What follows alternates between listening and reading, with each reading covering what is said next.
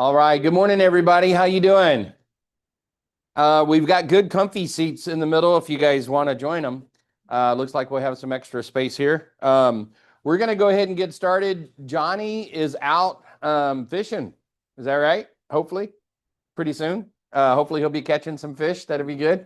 Hey guys, if you don't have something in your life that you do on a regular basis that brings you joy, you need to get that, right? And so hopefully all of you do. And hopefully Johnny gets some joy on this trip. I Johnny is out on a fishing trip. Yep. I think it's fly fishing, right?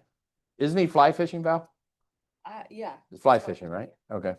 Fly fishing takes a degree of patience that I just do not have. And so that is crazy. Okay, we're going to jump right into it, though. I think we started off with tell me something good, right? That's right. All right. So I think I paid attention in class a little while. So tell me something good. Gentleman Jeremiah, look at both of his cards. I got to tell you, I was doing a client party and he was doing door-to-door knocking and he found out about our party. He literally was so bold, he came to the house and met us all. So I invited him in. He's doing window washing and gutter cleaning and stuff like that. You guys all have his card. I just wanted to pitch it. Awesome. Tell us a little about what made you start doing business, Jeremiah, instead of just going down and getting a job somewhere. So the funny thing is, I was working in and out. They pay very well, and this job, when I took it, I was going to be making around the same money. But the reason I took it was because I wanted to build solid skill set, and the actual group that was doing the job with me, we all go to church together, we work out together. Some of the guys actually live together, and the business itself, we're just trying to build a culture in an age where young men are kind of just lazy and don't want to work hard or do anything purposeful. We want to build a culture of men that will work hard, that will do the difficult thing.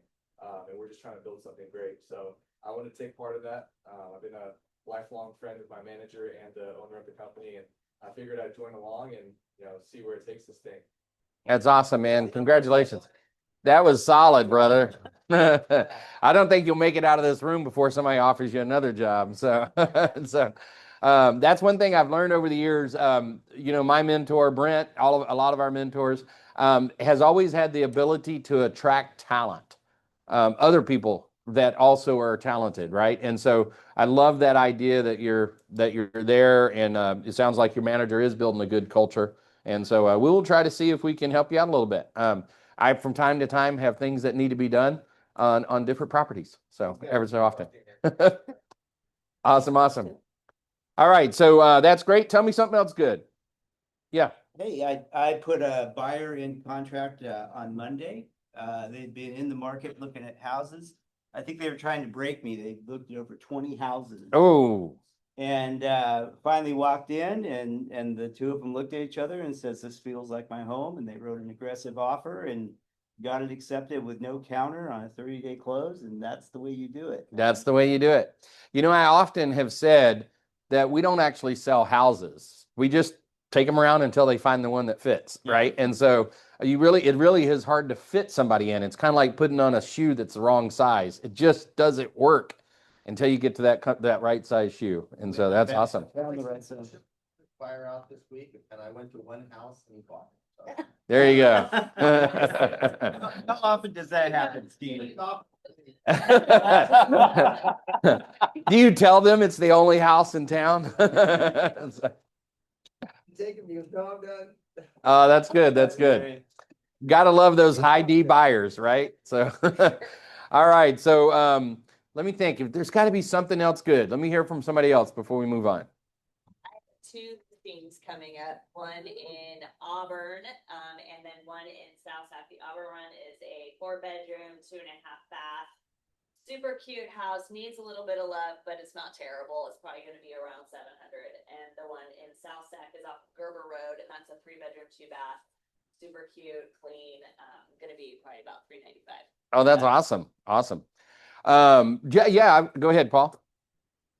So I have one coming up in Antelope, called Antelope and Antelope North. It's 3-bedroom, 2 baths. Got a symbol loan at 4%. Nice. Just put brand new flooring in, brand new paint. Got a remodel kitchen, remodel bathrooms. We're going to be going live this weekend, asking $499. All right. Awesome. Oh, sure. 5 in escrow. Yep.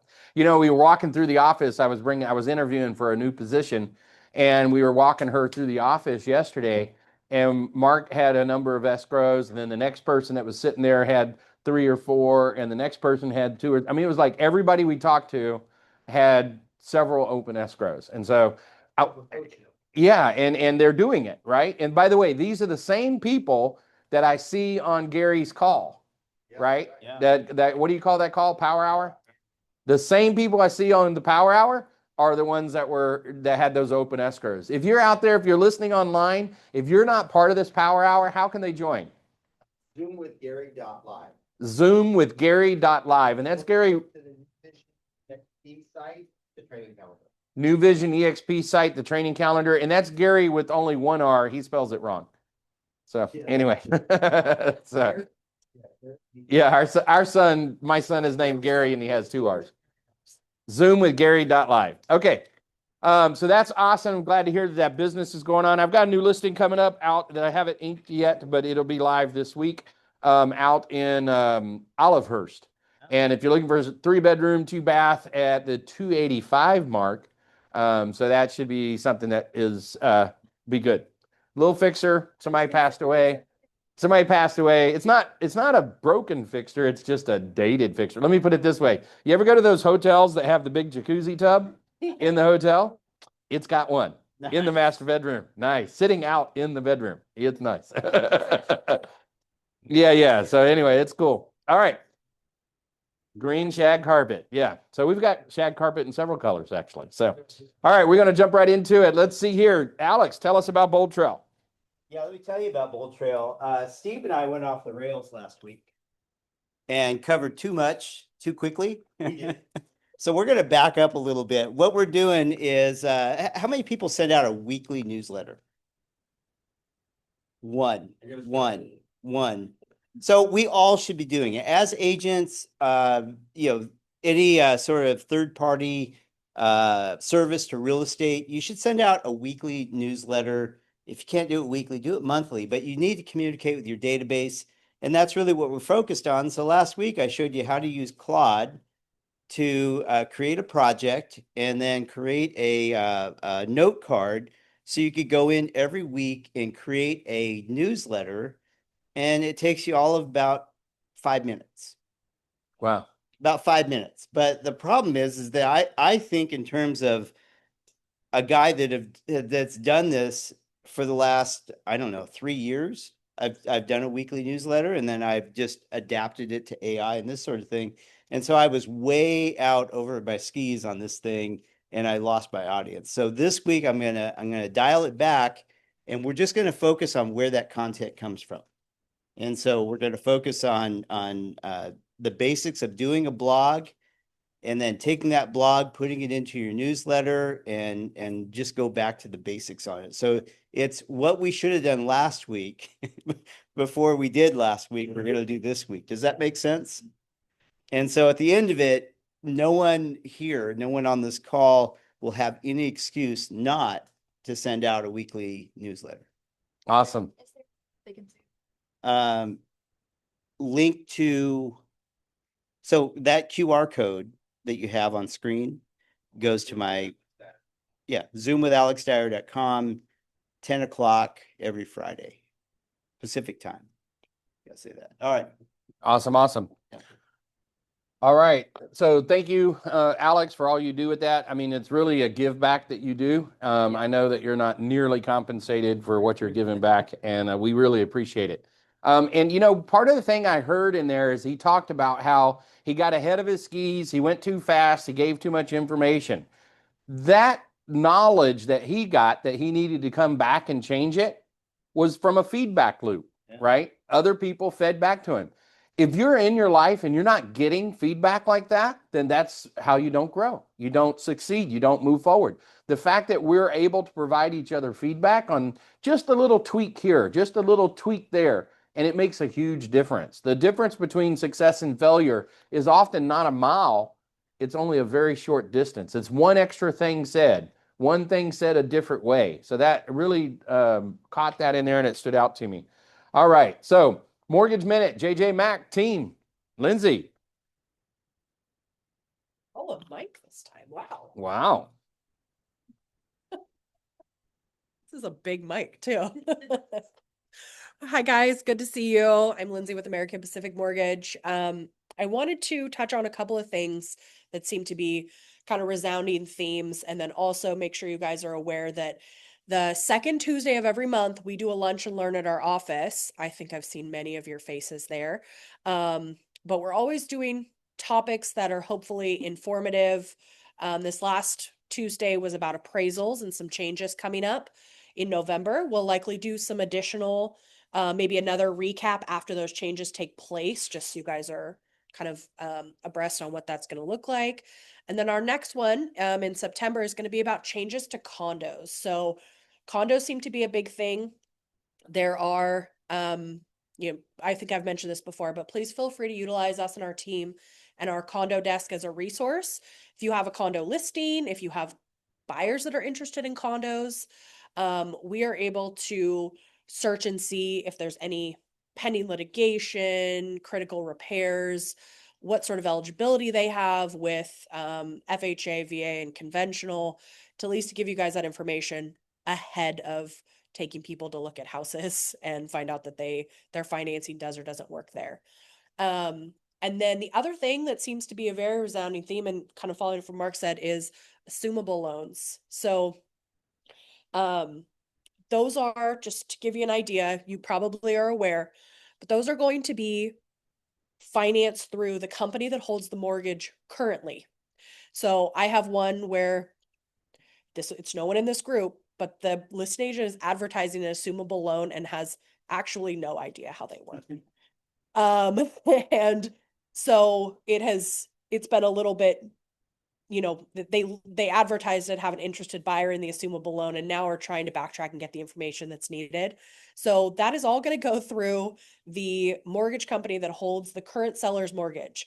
However, many of them will allow an outside lender to do their second mortgage, which we can do for you. And we tend to have, I've heard other people are quoting rates 12s and 13s. We have rates in like the 8s or 7s for those, depending on the scenario. So if you have questions about those, we've handled quite a few and can help navigate those waters with you, at least point you in the right direction of who can help assist in those scenarios. So just wanted to let you guys know, for the faces in the room that we haven't worked with, if you have questions about condos, assumable loans, of course, anything else, just want to put it out there. Those are things we can be a resource for you with.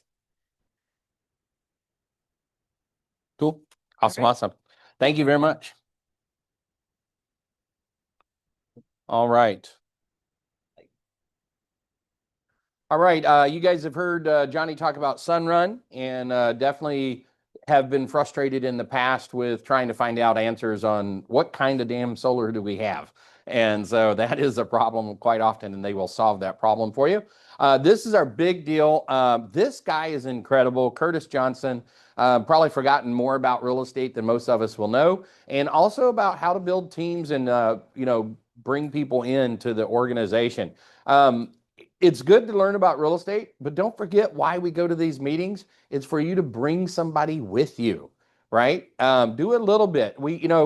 Sometimes we look at people like Brent and we think, well, we can't be Brent, right? But you could be Steve. Steve's doable, right? Steve, how many people have you brought into EXP? About 70, right? And he's built a large organization from 70, and not everybody says yes, but they just hit 300. They all came from the first conversation. They all came from an invite. I would say they all came from an invite. That's probably the answer. It's not even just about a conversation, but conversations get you to the point where you can have an invite. I brought 27 people into EXP, and all you have to do is invite them, get to know them, talk to somebody. And so bring them to these events. These events are great. All right. Well, today I'm both host and speaker. And so I'm going to kind of run through this program. Some of you have heard me talk a little bit on investing. And so I'm going to take it from a little bit of a different angle today. So I don't really like to do, my dad was a preacher, and I never really liked it when he did sermons that were canned sermons that he would just do over and over again. The weirdest thing is, though, when he traveled, That's what people wanted to hear, was that those certain one-hit wonders, right? But we're going to jump into this from a little different angle today. So let's jump into it. I think we're going to jump into it. Okay, there we go. All right. You guys have heard me talk about Placer One a couple of times, right? Does everybody know what Placer One is? Yeah. Okay. We got a couple of heads shaking no. And so it's a new community being built out on the backside of Roseville. It's actually it's not in Roseville. A lot of people think it is. It's not in Lincoln. A lot of people think it is. It's actually in between the two in an unincorporated area. And so when you have an address there, your address is actually 123 Smith Street, Placer 1, California. So that's kind of a neat thing with that. But what's there, it's not so much about what's there, it's about what's coming. And what's coming is a lot. So let me stand off to the side here for a second so you can see this. University campus right there in the middle. I want you to pay special attention to this campus arcade neighborhood. That's being built out right now. Everything else on there is coming somewhere, right? But that is being built out right now. The campus is funded. It's already there. This is going to happen. In the Bible, it talks about having faith of what is it? Faith that's unseen. What is that? Romans. Now faith is the subject of things hoped for, things unseen, right? This is happening. It's already there. In 27, there will be a forensic school, a school of forensics right there on that spot. It's going to be right about over here, right? And the whole university is coming. This is hundreds of acres, 2,200 acres, 1,000 acres, 19 different villages, a lot of square footage, 300-acre university campus. Everything's being built about it.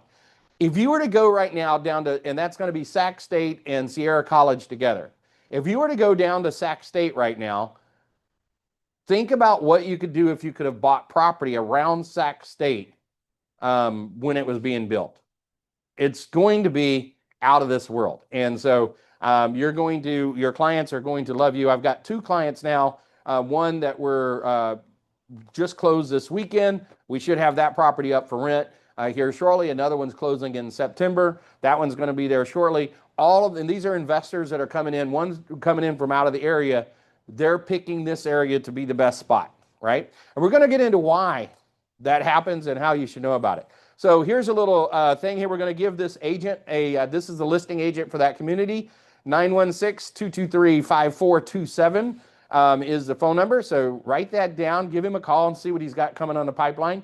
I know that he's got about 2 properties that are available right now before the next release. They've done 6 releases so far. Every one of them is sold, and we're down to, I think, about 2 in his community. JMC Homes does it a little bit different. They have a community, and all the homes in that community are kind of similar in their price point, in their finishes. All the finishes come with it. So there's a community that's a little smaller than this one, and then this community, and then there's communities that are larger. And they're all right there in that same area that I showed you on the map. But I'm going to talk about why you don't want to go too far down. So when you go to the one smaller than this, you save about 10%, but you wind up with a small property. And you can feel the difference between a 1,500 square foot, 3-bedroom, 2-bath, and a 1,200 square foot, 3-bedroom, 2-bath. It feels different. And if you haven't tried that, then start going out to some houses and check that out. So you've got to make sure that you buy something. If you're going to use it for a rental, you don't want to buy the biggest house. That's never going to cash flow. But you also don't want to buy the smallest house that makes you feel like you're in a Cracker Jack box, because those tenants are going to turn over a lot. The number one thing that you have problems with tenants is turnover. All right, so I'm going to have to turn my back to you a little bit to see these numbers. Am I still on camera? Okay, so turn me a little bit. There you go. Not that everybody has to see me, but it allows me to be able to see this. Okay, so I'm going to walk you through investment terms by actually looking at a property that's there on the market right now, and then looking at another property that's not there, that's out in Rockland, a single-family house, and then looking at a duplex. Does this sound exciting? Yep. Yeah, so exciting, so exciting. Okay, so $570,000 is our marching orders. That's our sales price, and we're putting 50% down. Why are we putting 50% down? Can anybody tell me? Nobody? Because the interest rates are so dang high, it takes 50% in order to buy one. Now, you might think, who in the world's going to put 50% down on investment property? Well, a lot of people do. My client is from Canada and he's putting 100% down. He's not even using a loan, right? Because that's where he wants to park his money. Remember, this is a problem with real estate agents. It's been a problem with me. I'm still challenged by it a lot. You're not your client. Your financial situation and how you deal with money is not the way your client deals with money. You don't buy properties for the same reason as your clients. I buy creative finance. Unless there's a 2.9% rate, some seller carry, and some other kind of things on it, I'm probably not interested, right? And I'm only wanting big houses that have opportunity for co-living. That's what I'm into right now. But that's not your client. That's not their story. You need to find out your client's story. I did make the mistake of showing my client's property that gave him better cash flow. I'm an investor guy. That's what I thought investors wanted.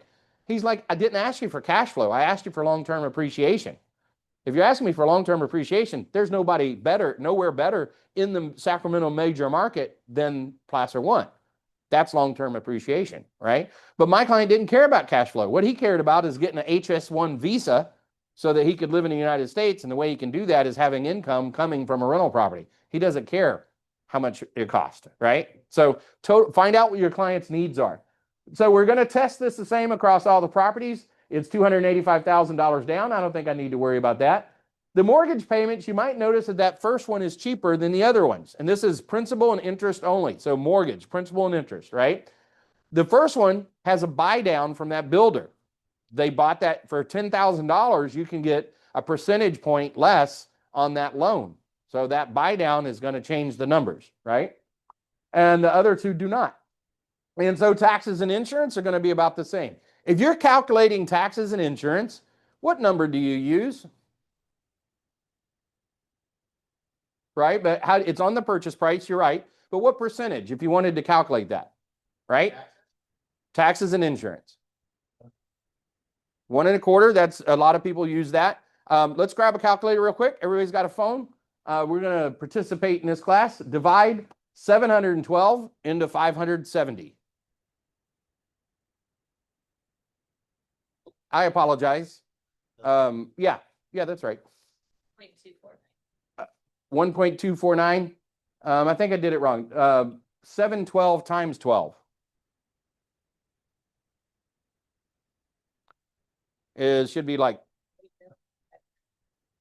no, $712 times 12. 8,544. Divide that into 570,000. 1.498, 1.5, right? So you're understanding now that's a constant. The next property you look at will have a similar insurance number and tax number, okay? So I do 0.015, and that gives you that number roughly, right? So multiply one by the other, and you get that number, okay? And you should be able to carry that with you. So you have a lot of online calculators. They'll help you, but you should be able to do some of this stuff. Do you know Excel, you can pump in 4 formulas, a formula that says payment, and it will give you the mortgage and interest. All you have to do is plump it in there, and it will give it to you amortized, and you might not have to wake Lindsay up late at night to just say, can you send that to me? So go ahead. Is this just estimate, or this community has about a 1.5 tax rate plus the middle? Yes, correct. We're doing Melrose next. Yep. All right, so Melrose is the next one on there. And then you have the other two properties didn't have Melrose, right? So we took those off. In that particular case, the Melrose also includes their sewer. Or let me rephrase that. The sewer is on the tax bill. It's not included in that $354. I think it comes up about another $60, but that's in your taxes annually already. Okay, so it's a pretty nice place. It's right across the street from a growing area. It's in a very desirable section of Roseville. I can probably get between $2,900 and $3,100 for rent. We just went with $3,000, okay? And if we jump across, I'll just do these across so I think you'll understand them. If I'm in Rockland in a single family house, it's older home, and this is a real house. I pulled it, it's exactly that price. And it's an older home, 3 bedrooms, 2 bath, a little bit smaller square footage, and it's dated, so I can't get as much for rent. And then I do an actual search, like you do a CRM, like you do a CMA, I do a rental survey. And so I get the rents, and guess what? They're a bit lower for that same house, right? So we're spending the same money, but we're not getting the same amount of return on our cash flow. And then we're over here on the duplex. What's nice about the duplex is I got two sides. That's a real duplex in Rancho Cordova, has been remodeled, so you don't have to do a lot of repairs, right? So what would happen if I had to do a lot of repairs? How would I deal that? So I'm trying to compare these three properties. What would I do if I said this property needs $30,000 worth of repair? How would that change my math? I would just add it to the purchase price. I would say, okay, that duplex, the Rockland house, if it needed 30,000, it really cost 600,000, not 570, right? And so that way you can kind of gauge these things as you're looking across the field. So if I'm over here at the duplex, though, I'm 3,600 because I'm 1,800 in each side. 2 bedrooms, 1 bath, 1,800 each side. Pretty reasonable numbers, right? So that gives me 3,600. The other thing it gives me is a little bit more diversification.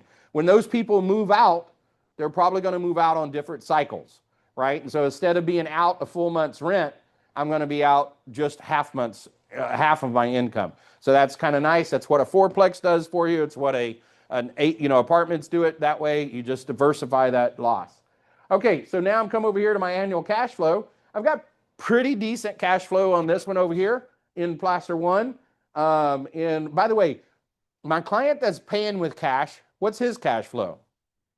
It's really good, right? $36,000 a year because he's getting all of it because he doesn't have a mortgage, right? So let's do that math real quick. 36,000 is what his return in his pocket is for something that cost him 570,000. Actually, I got it down to 555. So 555, so 36,000 divided by 555. What is that number? 36,000 divided by 555,000. What is it? 0.648. So 6.48%. So another way of saying that, and I'm trying to give you the investor language of what we just did. This is his return on equity. He's getting, you could call it return on investment. You could call it return on equity. The reason I use the return on equity is where else could we use this part of the conversation? You go up and you talk to somebody and you say, hey, how much do you think your house is worth? Oh, 500,000. How much do you owe on it? 300,000. Well, guess what? You have 200,000. Let's see what kind of return you could get on that 200,000. Does that make sense? Well, if his answer was $1 million and he had 570 in equity, now you could get him 6.5%, right? So I'm going to show you why 6.5% in a real estate is better than 6.5% in a CD coming from your bank, okay? And by the way, you could get a CD for about 5%. Right? So when you start to understand that my client could go get a CD which is a collateral deposit, basically guaranteed money, right? You could get a CD for around 4 to 5% without too much trouble.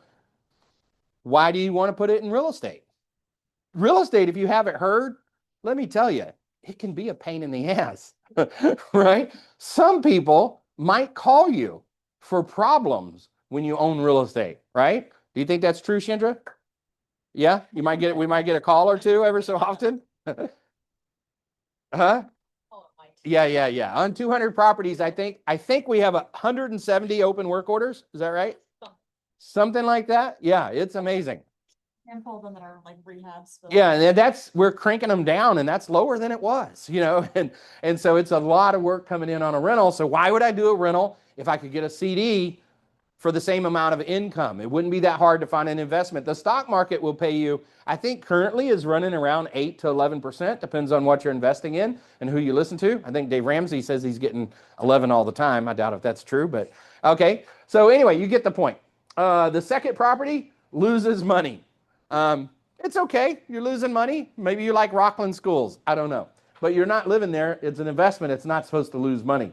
And over here on the duplex, that one's making pretty good money, 7,300. It's winning the game so far. Now we come over here and we're going to jump into the other reasons why you invest in real estate, why your client should invest in real estate instead of getting a CD.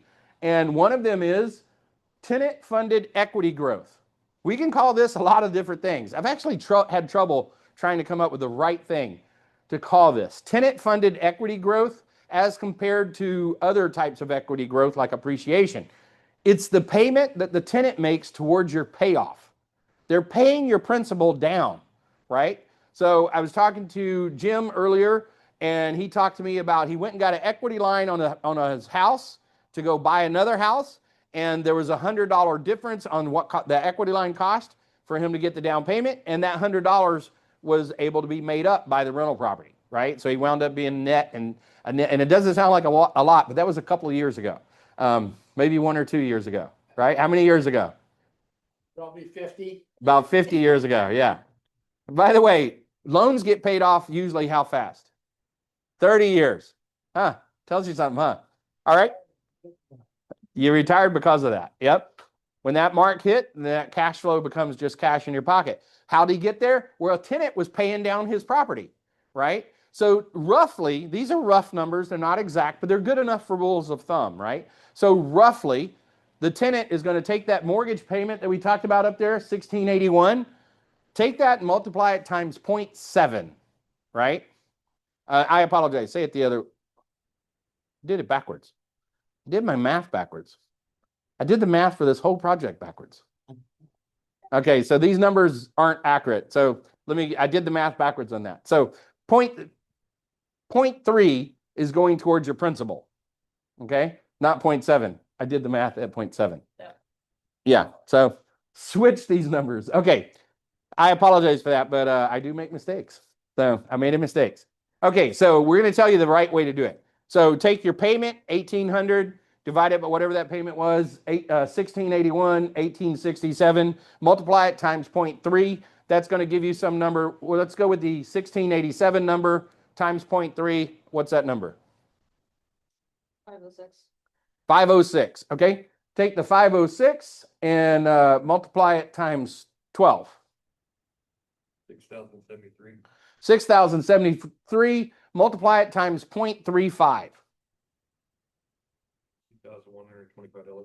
All right, so that interest, that payment pay down, did I do it right that time? No, sorry, my apologies. I don't need the 0.35 this time. Go back to the 6,000. Yeah, sorry. Keep me straight there, Lindsay. Okay, so that total amount of $6,000. So where you see 14 on here, it should have said 6. Okay.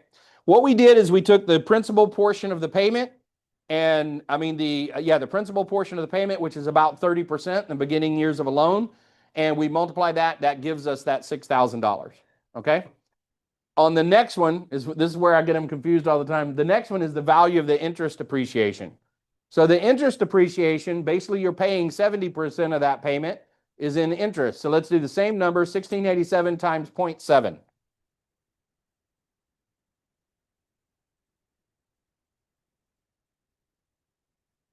Do you know what happens when a jazz musician plays the wrong note? This is Miles Davis that said this. What happens when you play the wrong note is you just play it again and again, and then eventually they think that's the new beat. So anyway, It's well orchestrated. Switched. Yeah. 2118 is the equity. Yeah, I did the 30 and the 70 wrong. Yeah. So the 2118 is the equity, and then so what's the number for the interest deduction? The 14,124. Okay, 14,124, you need to multiply that times 35%. And I picked 35% because that's the tax bracket that we're using, right? So the interest deduction is not a dollar that you get. Interest deduction is a deduction that's going to go against your taxes. So if you're in a higher tax bracket, it's worth more to you than if you're in a lower tax bracket, right? Most of your clients are going to be in the 32% to 35%, maybe even 38%. And there are some clients who can't take these things. And so you have to kind of understand your client. But by the way, you guys should be investors, and all of you as real estate professionals can take all of these deductions. Okay. So you got that number, you multiply it by 35%. What'd you get? What was that? Yep. Okay, so that gives you that amount, what the interest deduction is actually worth to you, right? Or to your client. All right, we're going to come down here to the value of depreciation. Depreciation is another tax deduction, so we're going to have that tax number is going to be important. By the way, that means you have to ask your client what tax bracket they're in. How do you do that? How do you ask that question, Val? Huh? How much money do you make? No. There you go. Yeah. Hey, just so I'm doing the math right, can I get an understanding of what your family income is? Right? And so just, hey, there's some of this that relates to taxes. So as I'm working with you, I need to get an idea of what your income is. And you probably already know that because you sent them to a lender. But right before you pass them to the lender, you might ask them what their income is. It helps the lender too, right? Am I dealing with a shoebox person or am I dealing with a buyer? Okay. So we got that number, value of depreciation. The way we're going to get this number has two-step process. The house is $570,000. We're going to roughly assume that 80%, the 20% of that value is in the land, and 80% of that value is in the improvements made to the land. That's how the IRS code sees a house. It says this is an improvement made to the land. And so we're going to take the 570, multiply it times 0.8. What do we get? 456,000. That's the number that we're going to depreciate. Okay. So we're going to take that depreciation. It's a single family house. We're going to divide it by 27.5. 16,581. And we're going to take that number, 16,581, and multiply it times the tax bracket, which was 35%. 5,803.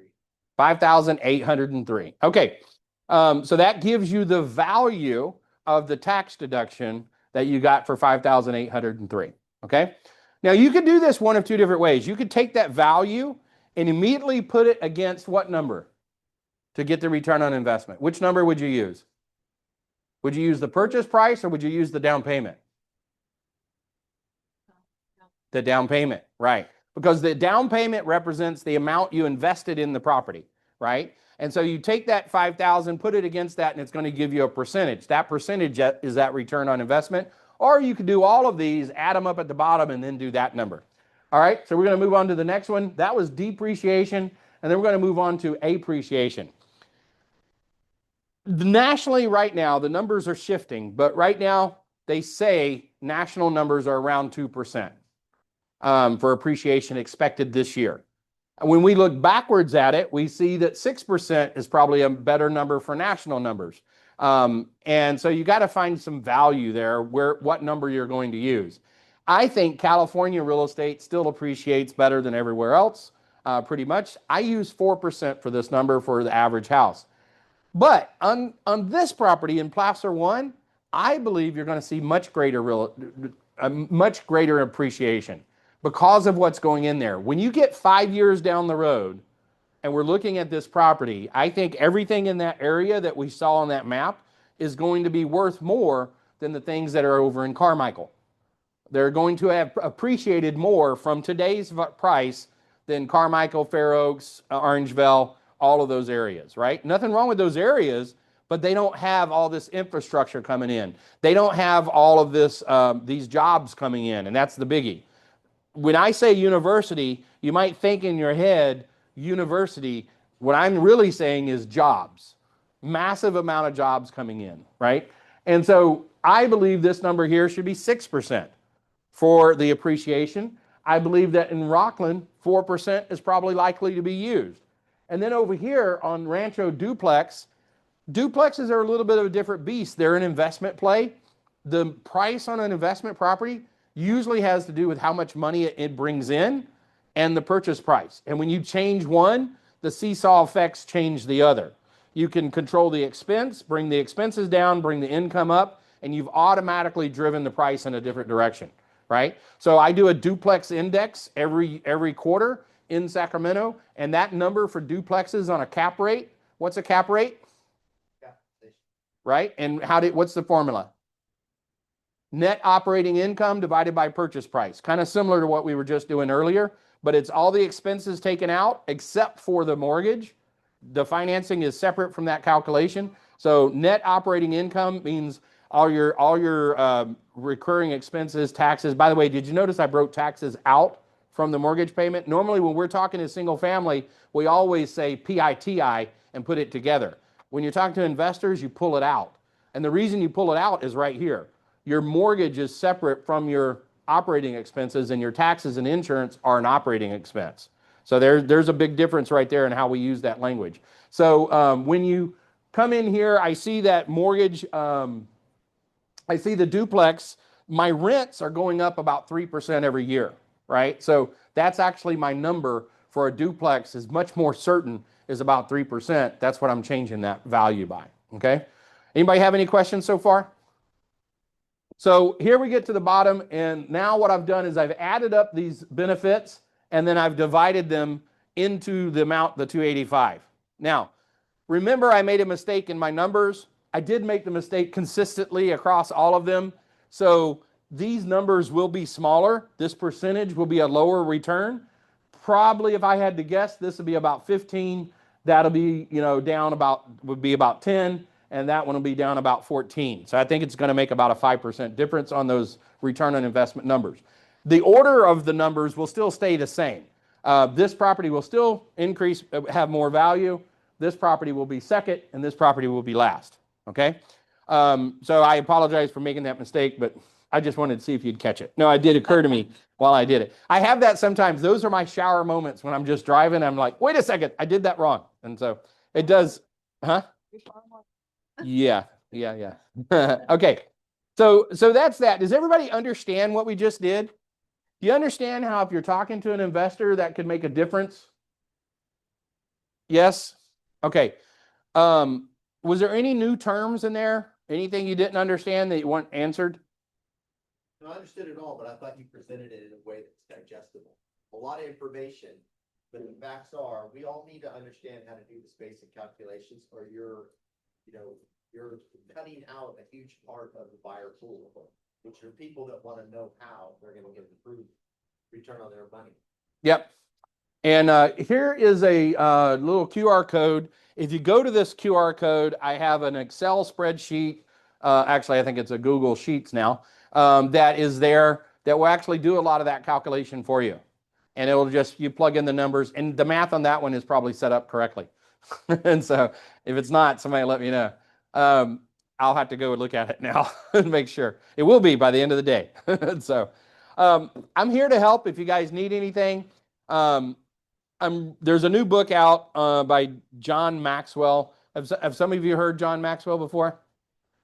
He's written over 100 books. I did not realize that. I heard him speaking, and he says he's got about 14 more books in the pipeline, and he thinks he's going to have to start writing them 2 a year because he's getting old, and he's not sure that his life will last the amount of ideas he has.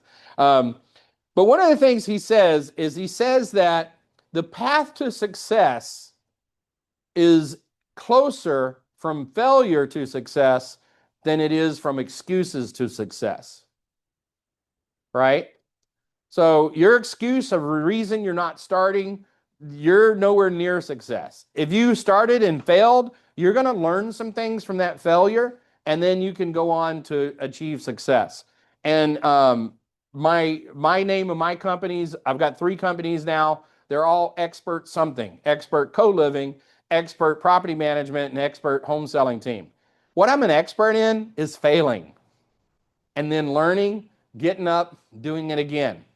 Learning, getting up, doing it again. You're going to fail a lot faster by working with an investor, saying something stupid, and then finding out why it was stupid. And by the way, they'll never tell you it's stupid.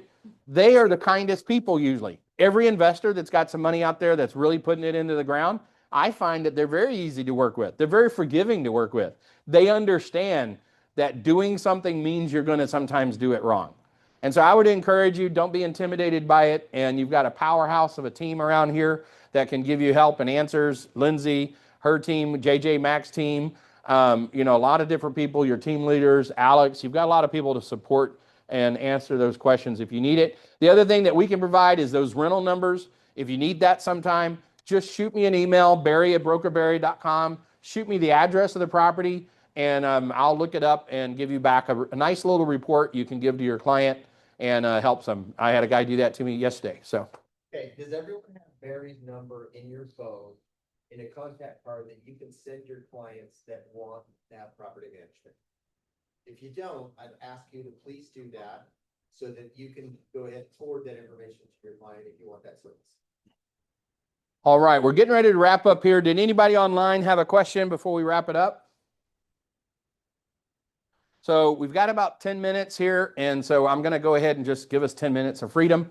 The saying is you can't get your time back. Well, I'm giving you some back now. Have a great day, guys. All right.